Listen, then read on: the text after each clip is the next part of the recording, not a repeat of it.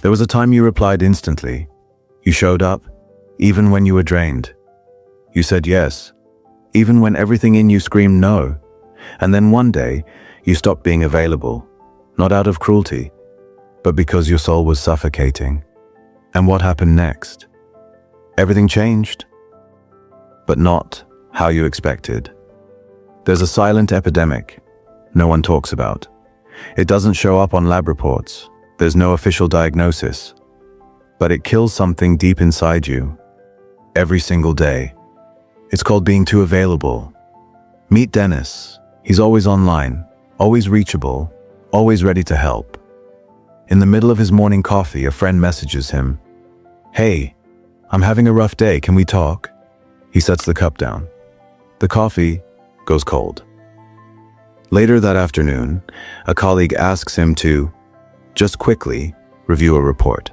He agrees, even though his own deadlines are burning. His phone buzzes constantly. Family group chats, favor requests, emotional vents, late-night calls. He never says no. Why would he? He's the go-to guy, the dependable one, the emotional backbone. But what no one sees is this. Dennis hasn't had a full night's sleep in weeks. He hasn't gone on that solo walk he loves in months. He hasn't even had 30 minutes of silence without some kind of digital interruption. He smiles on the outside, but inside, he's drowning in the noise of everyone else's needs. This is the disease of over-availability. And here's the terrifying part. You don't even realize it's happening until you crash. Because society doesn't reward boundaries. It rewards sacrifice, especially the invisible kind. So people like Dennis, and maybe people like you, they give and give until they disappear into the background of their own lives. Psychologically, this isn't just a bad habit. It's a survival strategy. Somewhere along the way, someone taught you that being loved means being useful, that your worth is measured by how quickly you respond, how much you give, how little you ask for in return. Maybe it was a parent you had to emotionally parent. Maybe it was a culture that glorified the selfless martyr. Maybe you just got tired of being ignored when you weren't useful. So you adapted. You became everything for everyone. And in doing so, you became nothing for yourself. But there's a cost, a devastating one. Constant availability fractures your identity. You become a collection of responses to other people's expectations. Not a person, but a function. You start feeling guilty for resting, anxious when your phone is off, worried someone might need you and you won't be there. And over time, this people-pleasing morphs into emotional burnout. You start to feel hollow, exhausted. Number, you're present everywhere, except in your own body. And the irony? The more available you are, the less people value your presence. You become expected. Background noise, taken for granted. It's only when you stop showing up that they start wondering where you went. This isn't about being selfish. It's about survival. Because a boundary isn't a wall. It's a doorway back to yourself. And until you set one, you'll keep trading your peace for validation, your energy for approval, your life for someone else's comfort. So if you're tired, if your soul is aching for just one moment of stillness, maybe the most radical thing you can do is this. Stop being so damn available. Imagine a friend group, the kind that laughs together, cries together, leans on each other. And in every group like this, there's always that one person. Let's call her Anya. She's the listener, the helper, the one who always says, "Yes, of course. Can you help me move this weekend?" "Yes." "Can we talk? I need to vent." "Yes." "Can you cover for me at work?" "Yes." Anya says yes so often that people forget she has her own schedule, her own problems, her own dreams, because she never talks about them. And why would she?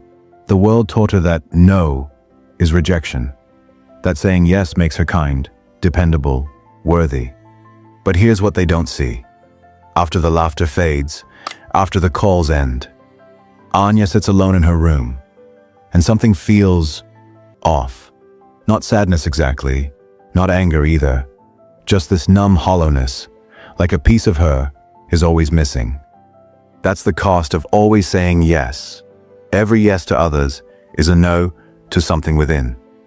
Your rest, your boundaries, your time for passion projects, or simple peace, all sacrificed on the altar of obligation. And neuroscience explains this well. Every decision we make drains a little of our mental energy. It's called decision fatigue, and it chips away at our willpower. The more you override your own needs to please others, the more your brain associates kindness with discomfort, even danger. Eventually, you don't just feel tired, you feel resentful. But here's the twist. You don't resent them. You resent yourself for constantly abandoning your own voice just to keep others happy. That's the hidden cost, not just lost time, but lost identity. When Anya finally tried to say no for the first time, she felt guilty. But deep down, she also felt something else: relief. Saying no wasn't selfish.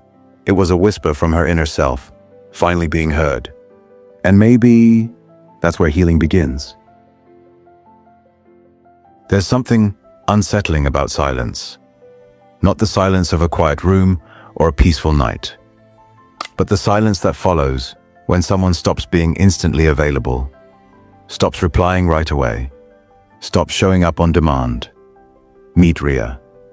She used to reply to every message within seconds, drop whatever she was doing to help, laugh at jokes she didn't find funny, smile during calls she didn't want to take.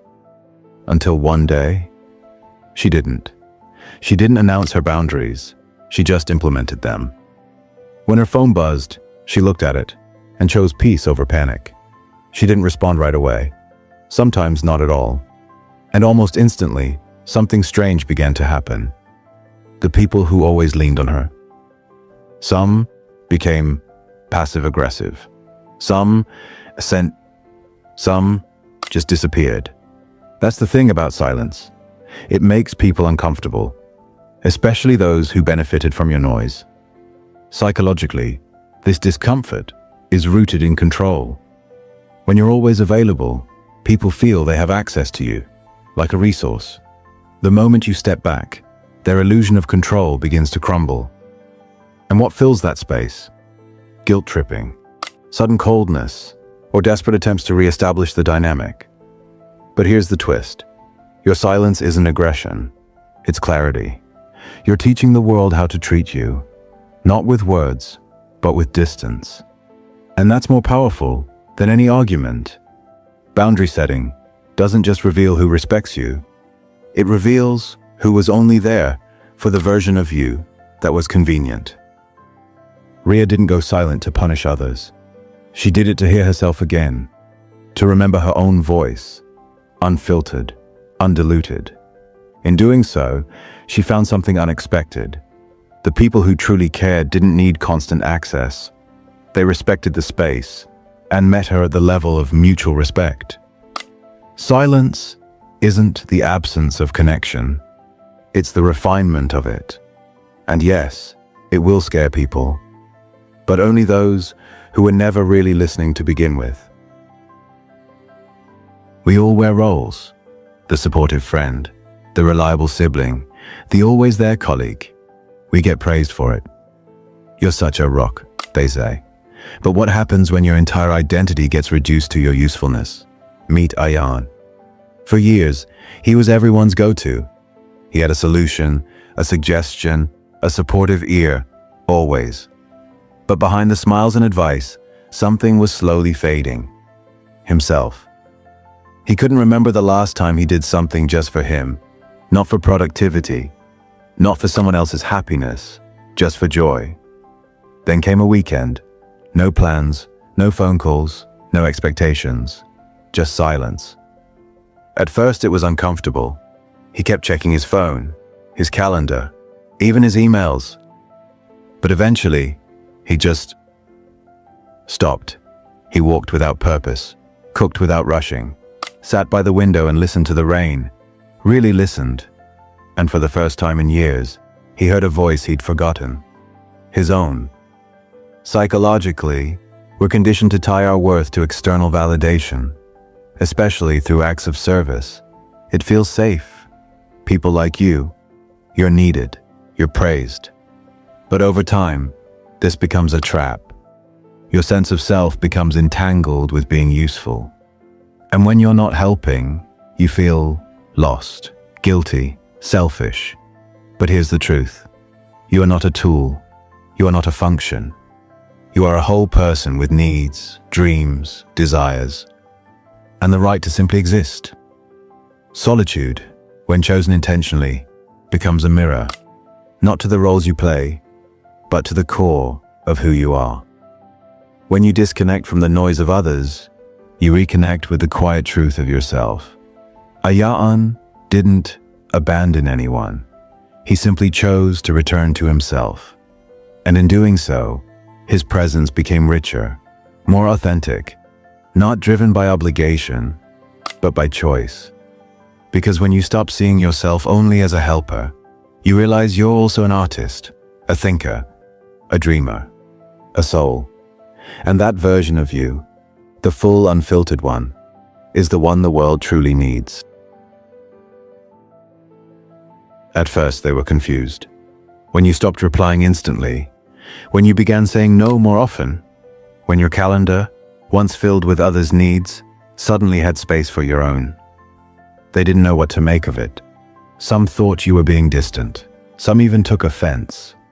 But something unexpected began to happen.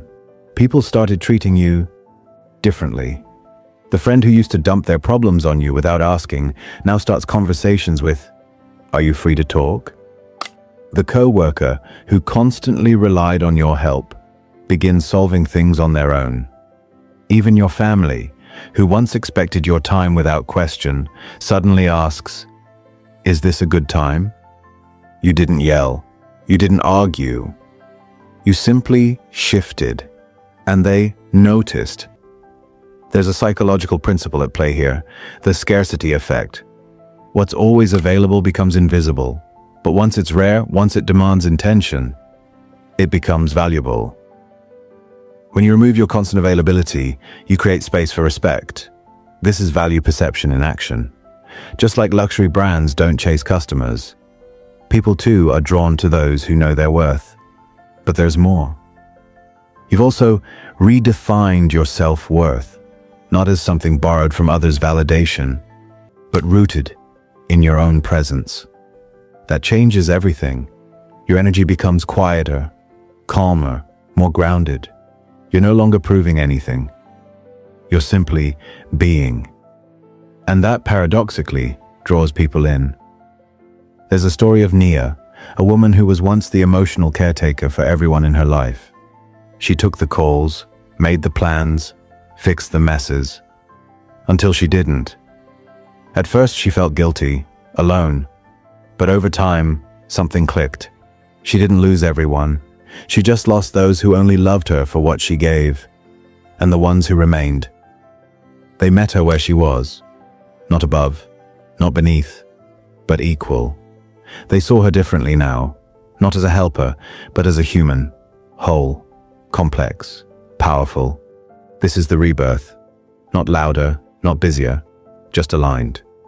When you stop being overly available, you don't lose people, you lose noise. And what remains is your real tribe. Respect isn't demanded, it's inspired. And now, finally, you inspire it.